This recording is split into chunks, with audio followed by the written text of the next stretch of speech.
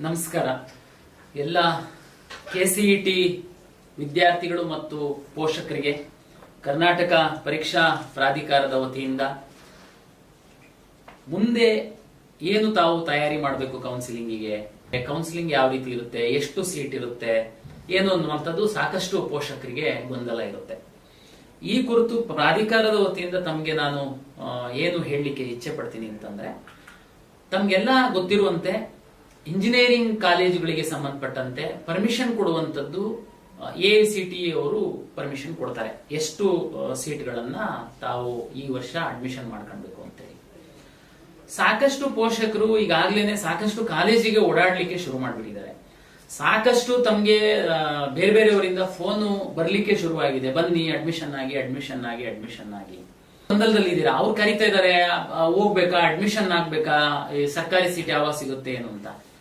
ಎಷ್ಟೋ ಪೋಷಕರಿಗೆ ವಿದ್ಯಾರ್ಥಿಗಳಿಗೆ ಇಂಜಿನಿಯರಿಂಗ್ ಕಾಲೇಜುಗಳಲ್ಲಿ ಎಷ್ಟು ಸೀಟ್ ಇರುತ್ತೆ, ಆ ಸೀಟು ಯಾವ ರೀತಿ ಹಂಚಿಕೆ ಆಗುತ್ತೆ, ತಮ್ಮ ಮಗುವಿಗೆ ಸೀಟು ಸಿಗುತ್ತಾ ಸಿಗಲ್ವಾ, ಈ ಎಲ್ಲ ಗೊಂದಲದಲ್ಲಿ ತಾವಿದ್ದೀರಾ.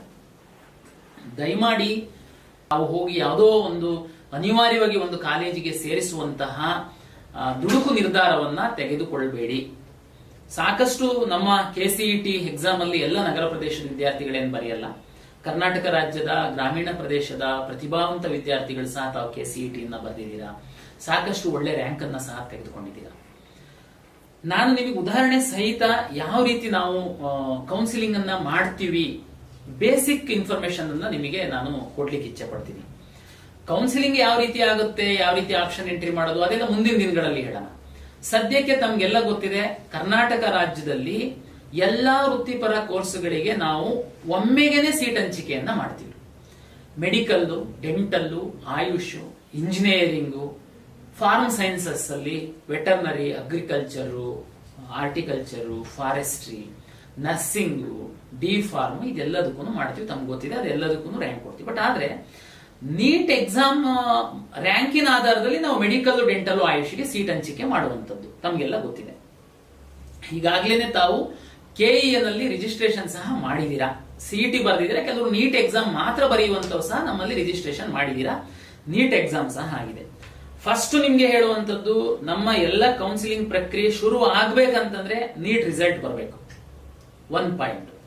ಎರಡನೇದು, ಯಾವ್ಯಾವ ಕಾಲೇಜಲ್ಲಿ ಎಷ್ಟೆಷ್ಟು ಸೀಟ್ಗಳಿಗೆ ಈ ವರ್ಷ AICTE ಮತ್ತೆ ಕರ್ನಾಟಕ ರಾಜ್ಯ ಸರ್ಕಾರ ಪರ್ಮಿಷನ್ ಕೊಟ್ಟಿದೆ, ಆ ಸೀಟಿನ ಮಾಹಿತಿ ಪ್ರಾಧಿಕಾರಕ್ಕೆ ಬರಬೇಕು. ಈ ಎರಡೂ ಬಂದಿಲ್ಲ.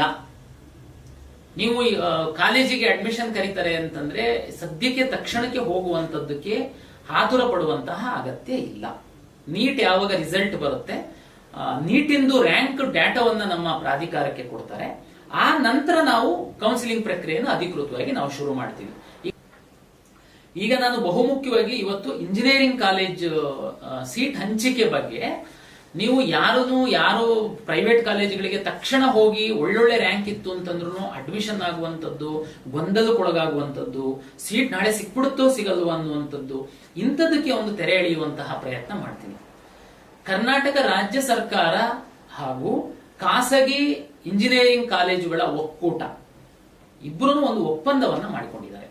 ಈ ಒಪ್ಪಂದದ ಪ್ರಕಾರ ಕರ್ನಾಟಕ ರಾಜ್ಯದಲ್ಲಿರುವಂತಹ 4-5 ಕೆಟಗರಿದು ಕಾಲೇಜು ಬರುತ್ತೆ. ನಾನು ಬಹುಮುಖ್ಯವಾಗಿ ಹೇಳುವಂತದ್ದು ಸರ್ಕಾರಿ ಕಾಲೇಜುಗಳು. ರಾಜ್ಯದಲ್ಲಿ 16 ಸರ್ಕಾರಿ ಇಂಜಿನಿಯರಿಂಗ್ ಕಾಲೇಜುಗಳಿದೆ. ಅನುದಾನಿತ ಕಾಲೇಜುಗಳು, ರಾಜ್ಯ ಸರ್ಕಾರ ಅನುದಾನ ಕೊಡುವಂತಹ 9 ಕಾಲೇಜುಗಳಿದೆ.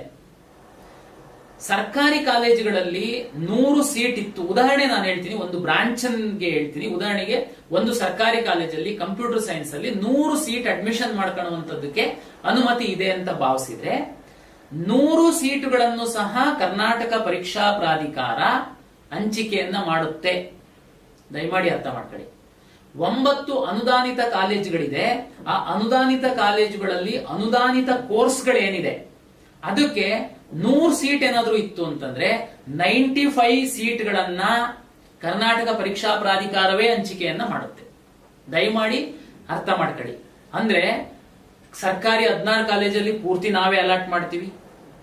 ಅನುದಾನಿತ ಕಾಲೇಜುಗಳು 9 ಏನಿದೆ ಅದರಲ್ಲಿ ಅನುದಾನಿತ ಕೋರ್ಸ್ಗಳ 95% ಸೀಟ್ಗಳನ್ನು ನಾವೇ ಅಲಾಟ್ ಮಾಡ್ತೀವಿ. ಇನ್ನ ನಿಮಗೆ ನೆಕ್ಸ್ಟ್ ಅನುದಾನ ರಹಿತ ಅಂದ್ರೆ ಖಾಸಗಿ ಕಾಲೇಜುಗಳು. ಇದು ರಾಜ್ಯದಲ್ಲಿ ತುಂಬಾ ಖಾಸಗಿ ಕಾಲೇಜುಗಳಿದಾವೆ. ನಮ್ಮ ರಾಜ್ಯ ಸರ್ಕಾರ ಮತ್ತೆ ಅವರ ಒಪ್ಪಂದದ ಪ್ರಕಾರ ಯಾವುದೋ ಒಂದು ಖಾಸಗಿ ಕಾಲೇಜಲ್ಲಿ, ಉದಾಹರಣೆಗೆ ನಾನು ಹೇಳ್ತೀನಿ, ಒಂದು ಖಾಸಗಿ ಕಾಲೇಜಲ್ಲಿ ಉದಾಹರಣೆಗೆ ಎಲ್ಲಾ ಬ್ರಾಂಚ್ಗಳು ಸೇರಿ 1,000 ಸೀಟ್ ಇದೆ ಅಂತ ಭಾವಿಸೋಣ. Computer science, civil, mechanical, automobile, AI ಇದೆಲ್ಲ ಸೇರಿ 1,000 ಸೀಟ್ಗಳು ಒಂದು ಖಾಸಗಿ ಕಾಲೇಜಲ್ಲಿ ಇದೆ. ಅರ್ಥ ಮಾಡ್ಕೊಳ್ಳಿ, 450 ಸೀಟುಗಳನ್ನ ಕರ್ನಾಟಕ ಪರೀಕ್ಷಾ ಪ್ರಾಧಿಕಾರ ಹಂಚಿಕೆ ಮಾಡುತ್ತೆ. 1,000 ಸೀಟಲ್ಲಿ 450 ಸೀಟುಗಳನ್ನ ನಾವು ಹಂಚಿಕೆ ಮಾಡ್ತೀವಿ. ನಾನು ಉದಾಹರಣೆ ಹೇಳ್ತೀನಿ ತಮಗೆ. ಇನ್ನ ಉಳಿದಿದ್ದು ಯಾರು ಮಾಡ್ತಾರೆ? ತಮ್ಮ ಮಾಹಿತಿಗೋಸ್ಕರ ಹೇಳ್ತೀನಿ. 1,000 ಸೀಟಲ್ಲಿ ನಮ್ಮ ಒಂದು ಸರ್ಕಾರ ಮತ್ತೆ ಖಾಸಗಿ ಕಾಲೇಜುಗಳ ಒಪ್ಪಂದದ ಪ್ರಕಾರ 450 ಸೀಟು ಅಂದ್ರೆ 45% ಸೀಟುಗಳನ್ನ ನಾವು ಹಂಚಿಕೆ ಮಾಡ್ತೀವಿ.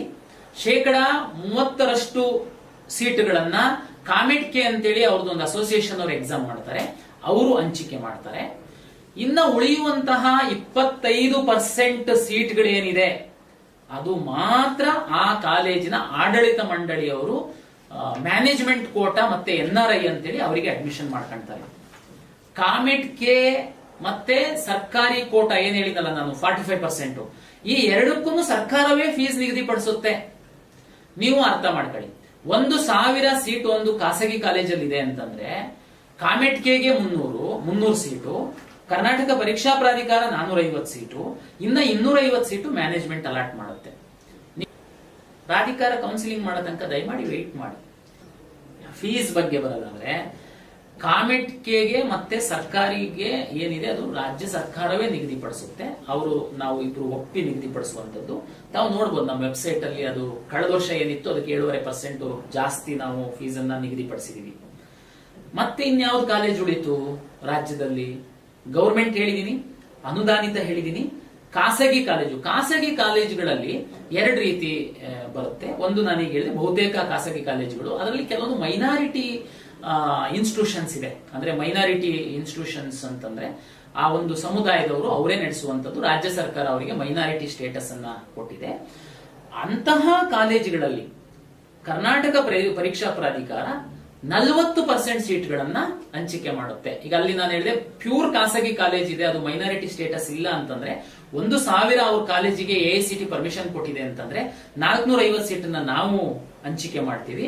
ಅದೇ ಮೈನಾರಿಟಿ ಇನ್ಸ್ಟಿಟ್ಯೂಷನ್ಸ್ ಬಂತು ಅಂತಂದ್ರೆ ಅಲ್ಲಿ 1,000 ಸೀಟ್ಗಳಿದೆ ಅಂತಂದ್ರೆ ಕರ್ನಾಟಕ ಪರೀಕ್ಷಾ ಪ್ರಾಧಿಕಾರ ರ್ಯಾಂಕ್ ಆಧರಿಸಿ 400 ಸೀಟ್ಗಳನ್ನ ಹಂಚಿಕೆಯನ್ನ ಮಾಡುತ್ತೆ. ಅದೇ ರೀತಿ ನಿಮಗೆ ಡೀಮ್ಡ್ ವಿಶ್ವವಿದ್ಯಾಲಯಗಳು, ಖಾಸಗಿ ವಿಶ್ವವಿದ್ಯಾಲಯಗಳು ಬರುತ್ತೆ, ಅದು ತುಂಬಾ ನಂಬರ್ ಕಡಿಮೆ ಇದೆ. ಅಲ್ಲಿ ಸಹ 40% ಸೀಟ್ಗಳನ್ನ ನಾವೇನೆ ಅಲಾಟ್ ಮಾಡ್ತೀವಿ. ಅರ್ಥ ಮಾಡಿ ಪೋಷಕರೇ, ಕಳೆದ ವರ್ಷ 79,000 ಇಂಜಿನಿಯರಿಂಗ್ ಸೀಟ್ಗಳನ್ನ ಕರ್ನಾಟಕ ಪರೀಕ್ಷಾ ಪ್ರಾಧಿಕಾರ ಹಂಚಿಕೆ ಮಾಡುವಂತದ್ದಕ್ಕೆ ನಮಗೆ ಪರ್ಮಿಷನ್ ಇತ್ತು. ಈ ವರ್ಷ 79,000ಕ್ಕಿಂತ ಸ್ವಲ್ಪ ಜಾಸ್ತಿನೇ ಆಗುತ್ತೆ ಹೊರತು ಕಡಿಮೆ ಅಂತೂ ಆಗಲ್ಲ. ಹಾಗಾಗಿ ನೀವು ದಯಮಾಡಿ ಗಡಿಬಿಡಿ ಮಾಡದೆ ತಾಳ್ಮೆಯಿಂದ ನಮ್ಮ ಕೌನ್ಸಿಲಿಂಗಿಗೆ ವೆಯ್ಟ್ ಮಾಡಿ. ಓಕೆ, ಅಲ್ಲಿವರೆಗೆ ಏನ್ ಮಾಡೋದು? ಅವರು ಇವರು ಫೋನ್ ಮಾಡ್ತಿರ್ತಾರೆ, ನಮ್ಮ ಮಗು ಸಿಗುತ್ತೋ ಸಿಗಲ್ವೋ, ಯಾವ ಕಾಲೇಜ್ ಸಿಕ್ಬಿಡ್ಬೋದು, ಅದು ಒಳ್ಳೆ ಕಾಲೇಜ್ ಇದೆಯಾ, ಇದು ಒಳ್ಳೆ ಕಾಲೇಜ್ ಇದೆಯಾ, ಇದೆಲ್ಲ ಗೊಂದಲಗಳು ಸಾಮಾನ್ಯವಾಗಿರುತ್ತೆ. ಅದಕ್ಕೆ ನಾನು ಹೇಳೋದು, ನಮ್ಮ ಕೌನ್ಸಿಲಿಂಗ್ ನೀಟ್ ರಿಸಲ್ಟ್ ಬಂದ ಮೇಲೆ ಶುರುವಾಗುತ್ತೆ. ಅಲ್ಲಿವರೆಗೆ ನಿಮ್ಮ ಮಗುಗೆ ಟಾಸ್ಕ್ ಕೊಡಿ. ನಾನು ಹೇಳ್ತೀನಿ ಏನು ಅಂತ. ಕರ್ನಾಟಕ ರಾಜ್ಯದಲ್ಲಿ ಎಷ್ಟು ಖಾಸಗಿ ಕಾಲೇಜುಗಳು ಇದಾವೆ, ಎಷ್ಟು ಗೌರ್ಮೆಂಟ್ ಕಾಲೇಜುಗಳಿದಾವೆ, ಎಷ್ಟು ಅನುದಾನಿತ ಕಾಲೇಜುಗಳಿದಾವೆ, ಈ ಎಲ್ಲಾ ಕಾಲೇಜುಗಳಲ್ಲಿ ಯಾವ್ದಾವ್ದು ಕೋರ್ಸ್ಗಳಿದೆ. ನೀವು ಟಾಪ್ 10 ಕಾಲೇಜು, ಟಾಪ್ 20 ಕಾಲೇಜು ತಗೊಂಡ್ರೆ ಆ ಕಾಲೇಜುಗಳಲ್ಲಿ ಯಾವ್ದಾವ್ದು ಕೋರ್ಸ್ಗಳಿದೆ. ಆ ಕೋರ್ಸ್ಗಳಲ್ಲಿ ಕಳೆದ ವರ್ಷ ನಾವು ಕರ್ನಾಟಕ ಪರೀಕ್ಷಾ ಪ್ರಾಧಿಕಾರದಿಂದ ಸೀಟ್ ಹಂಚಿಕೆ ಮಾಡಿದಂತಹ ಸಂದರ್ಭದಲ್ಲಿ ನಾವು 3 ರೌಂಡ್ ಸೀಟನ್ನು ಹಂಚಿಕೆ ಮಾಡಿದೀವಿ ಕಳೆದ ಬಾರಿ. ಪ್ರತಿ ಬಾರಿ ಯಾವ ರ್ಯಾಂಕಿಗೆ ಯಾವ ಕಾಲೇಜಲ್ಲಿ ಕಟ್ ಆಫ್ ಆಗಿದೆ. ಉದಾಹರಣೆಗೆ ನಿಮ್ಮ ಮಗುದು 25,000 ರ್ಯಾಂಕ್ ಇದೆ, ನಿಮ್ಗೆ ಊರಲ್ಲೇನೆ ಇಂಜಿನಿಯರಿಂಗ್ ಮಾಡಬೇಕು ಅಂತಿದೆ, ನಿಮ್ಮ ಜಿಲ್ಲೆನಲ್ಲಿರುವಂತಹ 3 ಕಾಲೇಜ್ ಇದೆ, ಅದರಲ್ಲಿ ಯಾವುದೋ ಒಂದು ಕಂಪ್ಯೂಟರ್ ಸೈನ್ಸ್ ಬ್ರಾಂಚ್ ಅಲ್ಲಿ ನೀವು ಇಂಜಿನಿಯರಿಂಗ್ ಮಾಡಿಸ್ಬೇಕು ಅಂತ ನಿಮ್ಮ ಆಸೆ ಇದೆ. ಸಿಂಪಲ್, ನೀವು ಕರ್ನಾಟಕ ಪರೀಕ್ಷಾ ಪ್ರಾಧಿಕಾರದ ವೆಬ್ಸೈಟ್ಗೆ ಹೋಗಿ, ನಮ್ಮ ವೆಬ್ಸೈಟ್ ಅಲ್ಲಿ ಪ್ರವೇಶ ಅಂತೇಳಿ ಕಳೆದ ವರ್ಷದ ಪ್ರವೇಶದ ಮಾಹಿತಿ ಇದು ಐಕಾನ್ ಮೇಲೆ ಕ್ಲಿಕ್ ಮಾಡಿ. ಕಳೆದ ವರ್ಷ ನಾವು ಪ್ರತಿ ರೌಂಡ್ ಅಲ್ಲಿ ಸೀಟ್ ಹಂಚಿಕೆ ಮಾಡಿರುವಂತಹ ಮಾಹಿತಿ, ಕಾಲೇಜ್ ವಾರು, ಬ್ರಾಂಚ್ ವಾರು ಕಟ್ ಆಫ್ ರ್ಯಾಂಕ್ ಇದೆ. ದಯಮಾಡಿ ನಿಮ್ಮ ಮಗುಗೆ ಟಾಸ್ಕ್ ಕೊಡಿ ಸ್ಟಡಿ ಮಾಡೋದಕ್ಕೆ. ಸುಮ್ನೆ ಅವ್ರು ಹೇಳಿದ್ರು ಇವ್ರು ಹೇಳಿದ್ರು, ಯಾವ್ದೋ ಯೂಟ್ಯೂಬ್ ಚಾನಲ್ ಹೇಳಿದ್ರು, ಇಷ್ಟು ನಿಂತು ಬಿಡುತ್ತೆ ಅಷ್ಟು ನಿಂತು ಬಿಡುತ್ತೆ. ಯಾಕೆ? ನಿಮ್ಮ ಮಗು PUC ಪಾಸ್ ಮಾಡಿದೆ, CET ಎಕ್ಸಾಮ್ ಬರೆದು ಒಳ್ಳೆ ರ್ಯಾಂಕ್ ತಗೊಂಡಿದೆ, ಅಷ್ಟು ಮಾಡಬಹುದು. ಪ್ರತಿ ದಿವಸ ಇನ್ಸ್ಟಾಗ್ರಾಮ್, ವಾಟ್ಸಪ್, ಫೇಸ್ಬುಕ್ ಅಲ್ಲಿ ಟೈಮು ಕಳೆಯೋದಕ್ಕಿಂತ ನೀಟ್ ರಿಸಲ್ಟ್ ಬಂದು ನಮ್ ಕೌನ್ಸಿಲಿಂಗ್ ಶುರುವಾಗ ತನಕ ಸ್ಟಡಿ ಮಾಡೋದಕ್ಕೆ ಟಾಸ್ಕ್ ಕೊಡಿ. ಸ್ಟಡಿ ಮಾಡುವಂತದಕ್ಕೆ ನೀವು ಯಾವ್ದು ಕಾಲೇಜಿಗೆ ಹೋಗ್ಬೇಕಾಗಿಲ್ಲ. ನಾನು ಹೇಳ್ತಾ ಇದ್ದೀನಿ, ಕರ್ನಾಟಕ ಪರೀಕ್ಷಾ ಪ್ರಾಧಿಕಾರದ ವೆಬ್ಸೈಟ್ ಅಲ್ಲಿ ನಿಮಗೆ ಸಂಪೂರ್ಣ ಮಾಹಿತಿ ಸಿಗುತ್ತೆ. ನಿಮಗೆ ಈಗಲೇ ಗೊತ್ತಾಗ್ಬಿಡುತ್ತೆ ನಿಮ್ ಯಾವ ಕಾಲೇಜಲ್ಲಿ ಸಿಕ್ಬೋದು. ಅಲ್ಲ ಸರ್, ಕಳೆದ ವರ್ಷ ಕಟ್ ಆಫ್ ಆಗಿರೋದು ಈ ವರ್ಷ ಅಷ್ಟೇ ಕಟ್ ಆಫ್ ಆಗುತ್ತೆ ಅಂತ ಏನ್ ಗ್ಯಾರಂಟಿ ಸರ್? ಅರ್ಥ ಮಾಡ್ಕೊಳ್ಳಿ, ಇದು ಒಂದು ಅಂದಾಜಲ್ಲಿ ಹೇಳುವಂತದ್ದು. 90% ಸ್ವಲ್ಪ ಹಾಸ್ಪಾಸ್ ಇರುತ್ತೆ. ಕಳೆದ ವರ್ಷಕ್ಕಿಂತ ಈ ವರ್ಷ ಸೀಟ್ಗಳು ಜಾಸ್ತಿನೇ ಆಗಿದೆ. ಮತ್ತೆ ತುಂಬಾ ಕಾಲೇಜ್ಗಳಲ್ಲಿ, ಸುಮಾರು 100ಕ್ಕಿಂತ ಹೆಚ್ಚು ಕಾಲೇಜ್ಗಳಲ್ಲಿ ಸೀಟ್ ಅನ್ನ ವಿಶೇಷವಾಗಿ ಬಹುಬೇಡಿಕೆಯ ಸೀಟ್ಗಳೇನು ಹೇಳ್ತೀವಿ ನಾವು, computer science, AI, cyber security, ಇಂಥದ್ರಲ್ಲಿ ಇಂಟೇಕ್ ಜಾಸ್ತಿ ಮಾಡಿದ್ದಾರೆ. ಅಂದ್ರೆ ಹೋದ ವರ್ಷ 100 ಇತ್ತು ಅಂತಂದ್ರೆ ಈ ವರ್ಷ ಒಂದು 120 ಇನ್ಕ್ರೀಸ್ ಮಾಡುವಂತದ್ದು ಇಂಥದ್ದೆಲ್ಲ ಮಾಡಿದ್ದಾರೆ. ಹಾಗಾಗಿ ಕಟ್ ಆಫ್ ಬಹುತೇಕ ಸ್ವಲ್ಪ ಆ ಕಡೆ ಈ ಕಡೆನೆ ಇರುತ್ತೆ. ನಿಮಗೊಂದು ಫೇರ್ ಐಡಿಯಾ ಬರುತ್ತೆ. ನೀವು ಇದು ಯಾವುದೂ ಸ್ಟಡಿ ಮಾಡದೆ ಸುಮ್ನೆ ಯಾರೋ ನಿಮ್ದು ನಂಬರ್ ತಗೊಂಡು ಫೋನ್ ಮಾಡ್ತಾರೆ, ಅವರಿಗೆ ನಿಮ್ದು ಎಲ್ಲ ಅಸ್ತ್ರ ಕೊಟ್ಬಿಟ್ಟು ಅವ್ರು ಹೇಳಿರೋಷ್ಟು ದುಡ್ಡು ಕೊಡೋದು, ಅಲ್ಲಿ ಹೋಗಿ ಸುಮ್ನೆ ಅಡ್ಮಿಷನ್ ಆಗೋದು, ಆಮೇಲೆ ಕರ್ನಾಟಕ ಪರೀಕ್ಷಾ ಪ್ರಾಧಿಕಾರದವ್ರು ಸೀಟ್ ಹಂಚಿಕೆ ಮಾಡಿದಾಗ ನಿಮಗೆ ಮಾರ್ಕ್ಸ್ಗೆ ಅದೇ ಕಾಲೇಜಲ್ಲಿ ಸರ್ಕಾರಿ ಸೀಟ್ ಸಹ ಸಿಗೋ ಸಾಧ್ಯತೆ ಇರುತ್ತೆ, ಕಡಿಮೆ ಫೀಸಿನ ಸೀಟ್ ಸಿಗೋ ಸಾಧ್ಯತೆ ಇರುತ್ತೆ. ಅದಕ್ಕೆ ಆಮೇಲೆ ಎಲ್ಲ ಖಾಲಿ ಆಗ್ಬಿಡುತ್ತೆ ಸೀಟು. ಬೇಗ ಹೋಗಿ ನೀವು ಅಡ್ಮಿಷನ್ ಮಾಡುವಂತದ್ದು ಏನಿದೆ, ಫಸ್ಟ್ ಸ್ಟಡಿ ಮಾಡಿ. ಇಲ್ಲ ಯಾವುದು ಲಾಸ್ಟ್ ಇಯರ್ 3 ರೌಂಡ್ ಅಲ್ಲಿ ಯಾವುದೇ ಇಂಜಿನಿಯರಿಂಗ್ ಕಾಲೇಜಲ್ಲಿ ಸೀಟ್ ಸಿಕ್ಕಿಲ್ಲ, ಓಕೆ, ನೀವು ನಿರ್ಧಾರ ಮಾಡಿ ಇಂಜಿನಿಯರಿಂಗೇ ಮಾಡಬೇಕು, ಓಕೆ, ಅವಾಗ ಹೋಗಿ ನೀವು ಮ್ಯಾನೇಜ್ಮೆಂಟ್ಗೆ ಮತ್ತೆಲ್ಲ ಅಡ್ಮಿಷನ್ ಮಾಡಿಸ್ತೀರಾ ಅಥವಾ ಮಾಡಿಸೋದಕ್ಕೆ ಫ್ರೀ ಇದ್ದೀರಾ. ಬಟ್ ಸ್ಟಡಿ ಮಾಡಿ ತೀರ್ಮಾನ ಮಾಡಿ ಅಂತನ್ನುವಂಥದ್ದು ನನ್ನ ಒಂದು ವಿನಂತಿ. ಅದೇ ರೀತಿ ನೀವು ನಾನು ನೆಕ್ಸ್ಟ್ ವಿಡಿಯೋದಲ್ಲಿ ನಾನು ಈ ಮೆಡಿಕಲ್, ಡೆಂಟಲ್, ಆಯುಷ್ ಮತ್ತೆ ಬೇರೆ ಕೋರ್ಸ್ಗಳನ್ನ ಹೇಳ್ತೀನಿ. ಯಾಕೆಂದ್ರೆ ಬಹುತೇಕ ವಿದ್ಯಾರ್ಥಿಗಳು ನಮ್ಮ CET ನಲ್ಲಿ ಇರುವಂತವರು, ಹೆಚ್ಚಿನ ವಿದ್ಯಾರ್ಥಿಗಳು ಇಂಜಿನಿಯರಿಂಗ್ ಆಸ್ಪಿರೆಂಟ್ಸ್ ಇದ್ದಾರೆ. ಹಾಗಾಗಿ ನಾನು ಇಂಜಿನಿಯರಿಂಗಿಗೆ ಸಂಬಂಧಪಟ್ಟಂತೆ ನಾನು ಈ ವಿಡಿಯೋದಲ್ಲಿ ಎಕ್ಸ್ಪ್ಲೈನ್ ಮಾಡಿದ್ದೀನಿ. ಅಂತಿಮವಾಗಿ ಪೋಷಕರಿಗೆ ವಿನಂತಿ, ಕರ್ನಾಟಕ ಪರೀಕ್ಷಾ ಪ್ರಾಧಿಕಾರ ಟೈಮ್ ಟು ಟೈಮ್ ನಿಮಗೆ ಮಾಹಿತಿಯನ್ನ ಅಪ್ಡೇಟ್ ಮಾಡಲಿಕ್ಕೆ ನಾವೇನೆ ಒಂದು ಯೂಟ್ಯೂಬ್ ಚಾನಲ್ ಅನ್ನ ಶುರು ಮಾಡಿದೀವಿ. ನಾನ್ ನಿಮಗೆ ಎಕ್ಸ್ಪ್ಲೈನ್ ಮಾಡ್ತೀನಿ ಅಥವಾ ನಮ್ಮ ಇತರೆ ಸಿಬ್ಬಂದಿಗಳು ಅಧಿಕೃತ ಮಾಹಿತಿಯನ್ನ ನಿಮಗೆ ಕೊಡ್ತಾ ಹೋಗ್ತೀವಿ. ದಯಮಾಡಿ ಕರ್ನಾಟಕ ಪರೀಕ್ಷಾ ಪ್ರಾಧಿಕಾರದ ಯೂಟ್ಯೂಬ್ ಚಾನಲ್ ಅನ್ನ ತಾವು ಫಾಲೋ ಮಾಡಿ. ಇಂಜಿನಿಯರಿಂಗಿಗೆ ಸೇರಿಸುವಂತಹ ಪೋಷಕರಿಗೆ ನಾನು ಈಗೇನು ಹೇಳಿದ್ದೀನಿ ಅದನ್ನ ಸ್ವಲ್ಪ ತಾವು ಮುಂದಿನ ಒಂದು ವಾರ